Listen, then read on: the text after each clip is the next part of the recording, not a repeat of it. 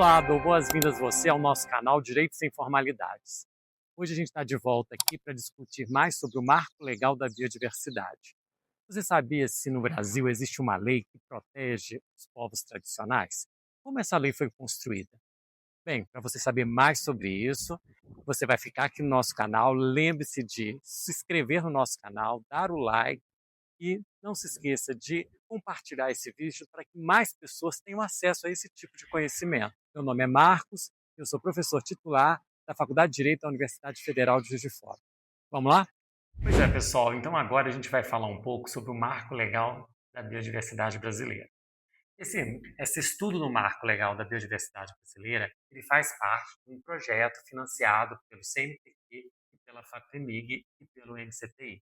E por isso, né, a gente faz uma pesquisa sobre o processo legislativo que deu origem ao Marco Legal da Biodiversidade Brasileira.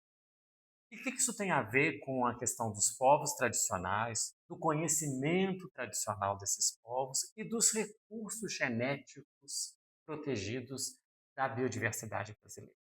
Bom, então nesse texto em específico, nesse artigo específico que a gente publicou em língua inglesa, e a gente vai deixar o link para o artigo aqui debaixo desse vídeo, depois para você poder ler, conhecer de fato todo o processo de pesquisa e os resultados finais desse processo. Mas o que eu queria discutir com você agora é justamente mostrar para você a importância desse tipo de pesquisa. Primeiramente, quando a gente está falando da construção de um processo legislativo, a gente tem que entender que a decisão dos legisladores, que são os deputados e senadores no Congresso Nacional, ela tem impacto na nossa vida. E como é que é esse impacto? Tudo aquilo que eles vão legislar, de alguma forma, vai fazer com que ou se proteja mais a biodiversidade ou se proteja menos. Vai fazer com que o conhecimento tradicional dos povos indígenas, por exemplo, seja apropriado ou não pelas grandes indústrias farmacêuticas e cosméticas. Bom, e esse estudo específico a gente procurou fazer a partir das audiências públicas realizadas no Senado Federal na época do projeto de lei que acabou sendo aprovado como a Lei 13123 de 2015, o chamado Marco Legal da Biodiversidade. O que é interessante a gente saber sobre como se deu esse processo de discussão. Bom, porque quando a gente tem uma proposta de legislação, essa proposta acontece a partir do Poder Executivo, no caso aqui da Lei do Marco Legal da Biodiversidade. Bom, o Poder Executivo manda isso para o Congresso Nacional, para a Câmara dos Deputados, e depois vai para o Senado Federal, e essa lei depois é aprovada e, por fim, ela retorna, né, ao Poder Executivo para sancionar ou vetar aquilo que está ali posto na lei. Vetar significa que ele não aceita tal ou qual artigo. E sancionar significa que ele está aprovando. Muito bem. Então, uma vez que essa lei, que o funcionamento da lei se dá dessa forma, mas como que a sociedade civil pode participar desse processo? Então, a única forma de participação durante todo esse processo, ela vai acontecer ou antes, quando o Poder Executivo vai conversar com os povos tradicionais, com a indústria, né, com os representantes da indústria, ou com os representantes da academia, por exemplo, cientistas que pesquisam os recursos genéticos naturais e usam desse conhecimento tradicional dos povos indígenas, quilombolas, etc. Muito bem. Diante disso, o que acontece? Se não se faz essa conversa prévia, se discute o que vai ser proposto no Senado ou na Câmara dos Deputados, aí agora já não tem muito espaço para dizer assim, olha, quando que essas pessoas vão participar desse processo? No caso da Lei da Biodiversidade, do Marco Legal da Biodiversidade, a gente fez uma pesquisa e a gente só encontrou duas audiências públicas realizadas apenas no Senado Federal. Então, o que acontece? Nessas audiências foram ouvidos os representantes da indústria, os representantes do governo, porque foram os representantes do executivo que propuseram aquela lei, os representantes da academia, os cientistas, os pesquisadores e os representantes dos povos e comunidades tradicionais.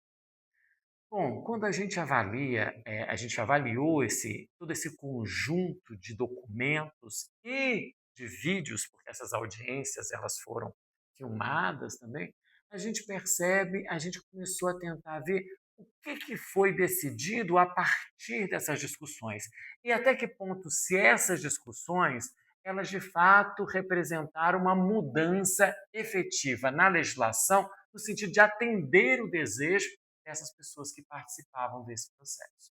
Bom, esse artigo específico, a gente se focou, o nosso foco era os argumentos desenvolvidos pelos povos tradicionais. Pois bem, há uma série de questões interessantes que a gente pôde extrair desses documentos e desses vídeos, né, dessas audiências públicas. Uma coisa interessante é que a gente trabalhou aqui com uma técnica de pesquisa empírica chamada teoria fundamentada nos dados.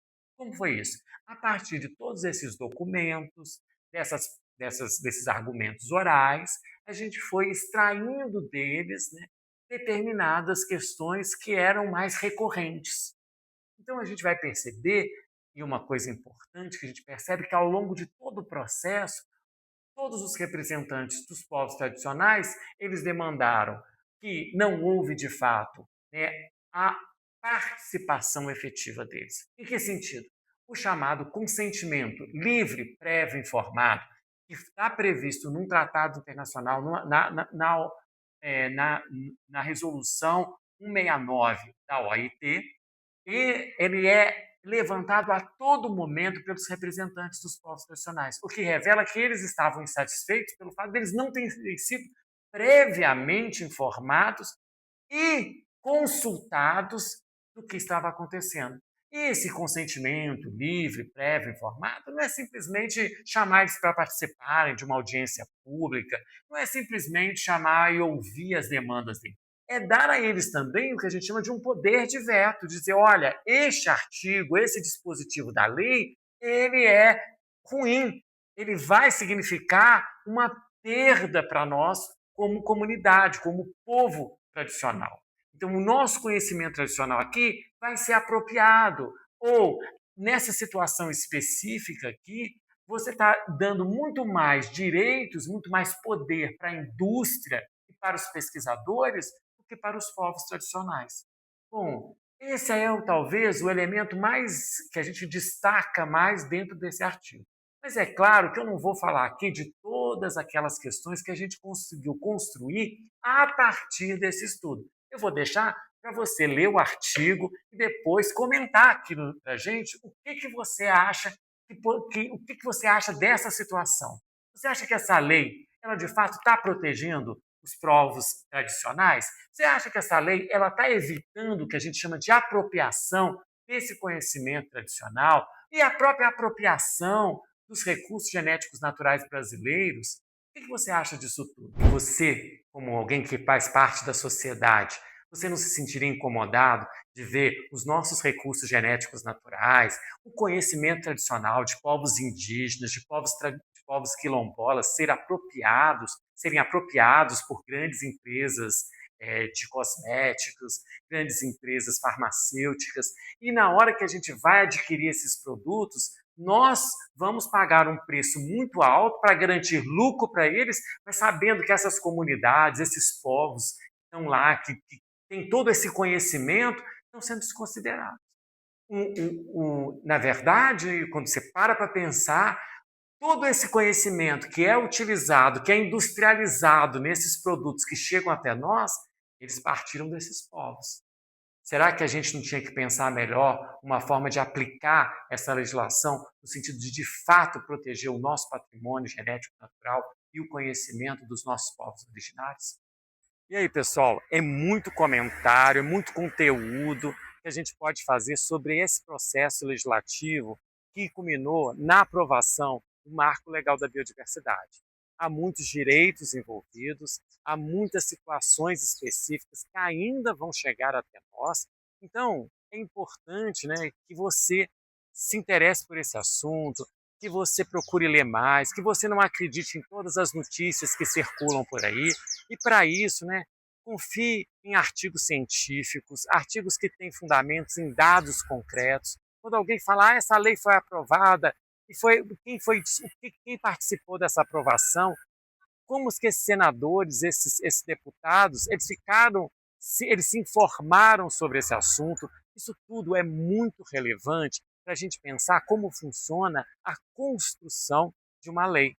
Então, pessoal, eu reforço mais uma vez, vai lá, a gente vai deixar um link aqui abaixo desse vídeo com um artigo completo para você ler com calma, para você ver os nossos argumentos, os dados que nós coletamos, a pesquisa que a gente fez. E a gente mais uma vez agradece aqui ao CNPq, à FAPEMIG, ao MCTI, por todo o apoio financeiro para a gente poder fazer pesquisa de qualidade na área do direito. Então, espero que você tenha gostado desse vídeo e conto com a sua participação aí nos comentários, dando o like e compartilhando esse vídeo para que mais pessoas possam ter acesso a esse tipo de conhecimento. Muito obrigado e até a próxima!